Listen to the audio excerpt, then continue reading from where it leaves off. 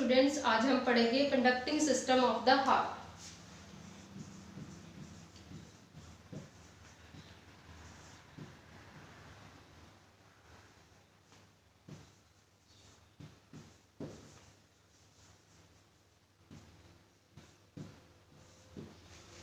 As we know that the heart muscles, the cardiac muscles having the special property of autorhythmicity.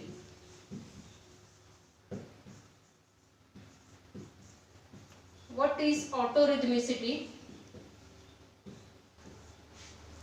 Heart के जो muscles होते हैं middle layer में myocardium में, that are called cardiac muscles, उन muscles के पास को क्या होती है, अपने आप कॉन्ट्रैक्ट और अपने आप रिलैक्स होने की पावर होती है, that is called autorhythmicity. The cardiac muscles having special intrinsic property to contract and relax, and with this property the heart muscles can automatically contract and relax, and this special property is called autorhythmicity of the heart. तो इसकी help से हमारा heart अपने आप day and night काम करता है, अपने आप कॉन्ट्रैक्ट होते हैं कार्डियक मसल्स और अपने आप रिलैक्स होते हैं। द कार्डियक मसल्स और are also influenced by the nerves. This nerve supply is from the autonomic nerve system,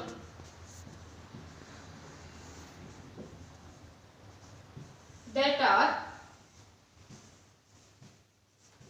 sympathetic and parasympathetic. Sympathetic nerves and parasympathetic nerves.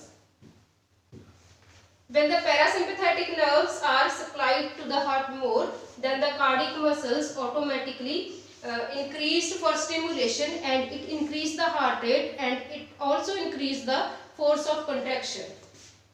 The sympathetic nerve supply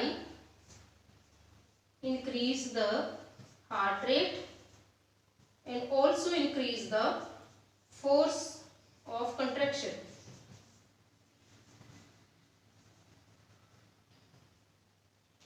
This sympathetic nerve supply क्या करती है, heart rate को बढ़ा देती है during the time of emergency condition, any emotional stress, और due to the age effect, और due to the sudden any news when हम कोई भी सुनते हैं तो हमारे हार्ट रेट बढ़ जाता है। This is because of sympathetic nerve supply, and the parasympathetic nerve supply decrease the heart rate, decrease the heart rate and decrease the force of contraction.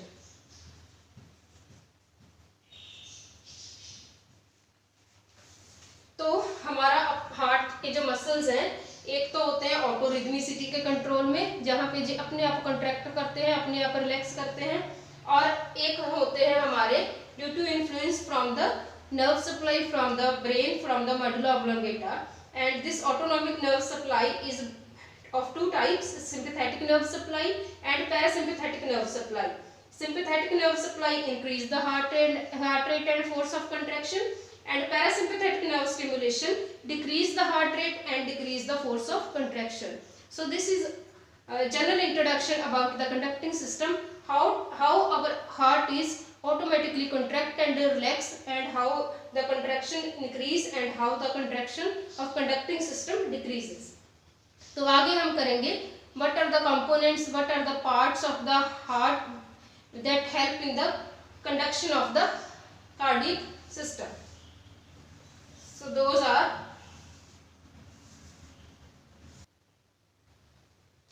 now we are going to discuss the conducting system in detail. First of all, what are the parts, or we can say what are the components of cardiac system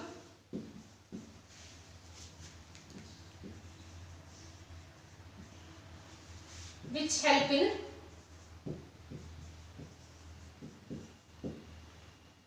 conduction.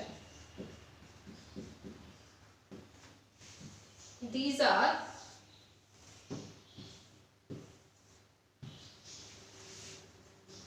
first of all, there is SA node which help in the contraction of the both left and right atrium, And the full form of SA node is sinoatrial node. Next part is AV node. Its full form is atrioventricular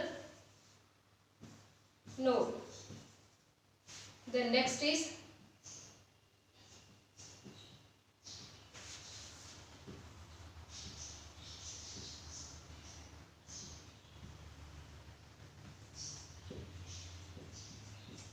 bundle of His, and it is also called atrioventricular bundles.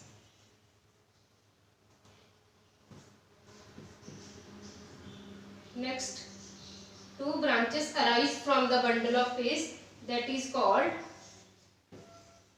left and right atrioventricular bundles.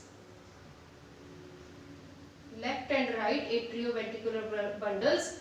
These bundle branches comes down and divide into very fine branches at the apex of the heart. जब तक ये bundle branches नीचे apex of the heart तक पहुंचती है तो ये बिल्कुल छोटी छोटी नर्व्स बना लेती है, that are called Purkinje fibers. Purkinje fibers. So these are the parts, or we can say components of the heart, which help in the conduction of the heart. So first of all there is SA node, then second one is AV node, then next is bundle of His, and it divide into right and left side, that is called left and right atrioventricular bundles, which comes down towards the apex of the heart and divide into very fine structures that are called Purkinje fibers. Now we are discuss about the conducting system of the heart. तो ये थे different parts of the heart जो cardiac system में conduction में help करते हैं, कैसे atria contract करते हैं और कैसे वेंट्रिकल्स कंट्रैक्ट करते हैं. तो आगे हम करेंगे कि ये काम कैसे करते हैं, what are the functions of all these structures. First of all the SA node, it is also called pacemaker of the heart. Pacemaker of the heart, ये इसका इंपॉर्टेंट नाम है. अगर कोई पूछे what is the pacemaker of the heart, that is SA node. तो SA node क्या है?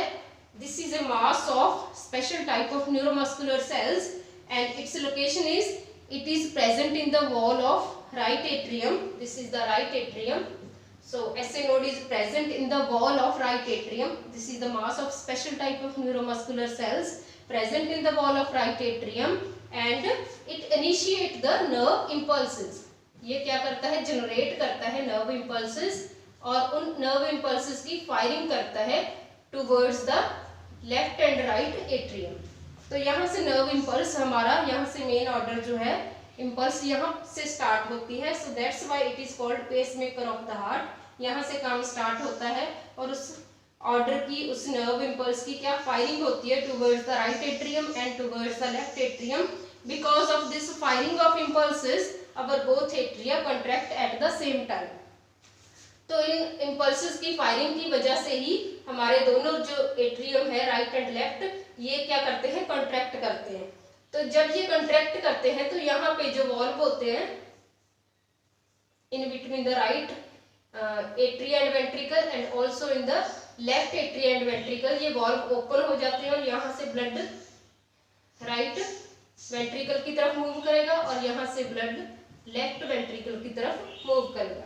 तो जब ऊपर वाला पार्ट जो है SA नोड से हमारी कॉन्ट्रैक्शन स्टार्ट हुई, इंपल्स स्टार्ट इसने जनरेट की और फायरिंग की इंपल्स की, उसकी वजह से एट्रिया एक साथ दोनों ऊपर वाले कॉन्ट्रैक्ट हुए. तो इधर वाला ब्लड नीचे की तरफ मूव हो गया, ये वॉल्व्स ओपन हो गए, और इधर वाला ब्लड नीचे की तरफ मूव हो गया जब ऊपर वाला पार्ट हमारा कॉन्ट्रैक्ट हुआ. This is called pacemaker of the heart because it initiate the nerve impulses. Then second one is AV node. This is also special mass of special type of neuromuscular cells, and its location is, it is present near the septum between right and left atrium. तो ये भी एक special type के mass of neuromuscular tissue का बना है और ये इसकी लोकेशन कहाँ पे है, दोनों जो एट्रिया के बीच में सेप्टम होता है उसके नजदीक इसकी पोजीशन है।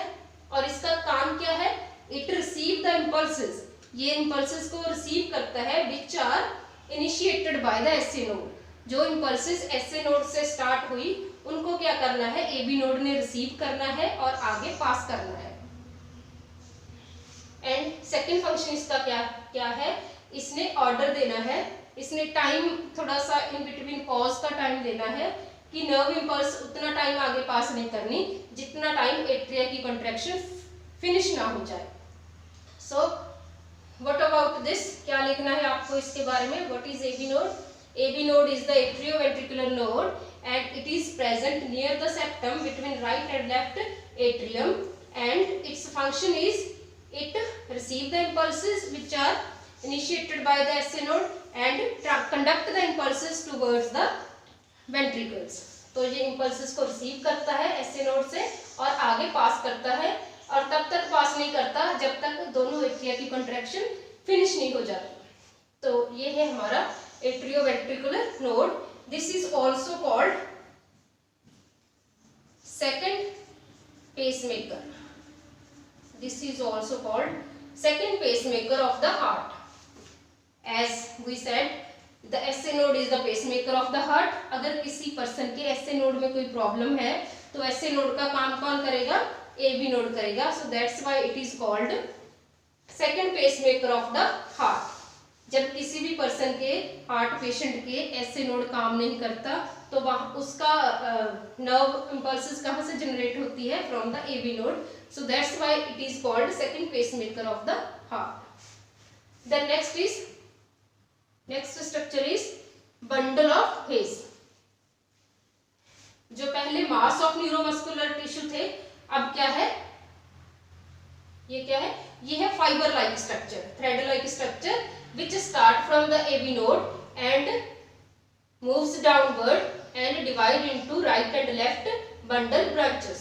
ये क्या होता है bundle of His? This is a fiber like structure which is present near the atrioventricular valve। It start from the AB node and passes downward and divide into left and right bundle branches। इसका काम क्या है, it receive impulse from the AB node and transfer it towards the ventricles।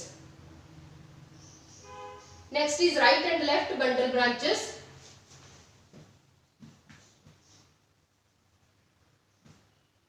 Right and left bundle branches, it receive the impulse from the bundle of His and transfer towards the apex of the heart। This portion is called apex of the heart।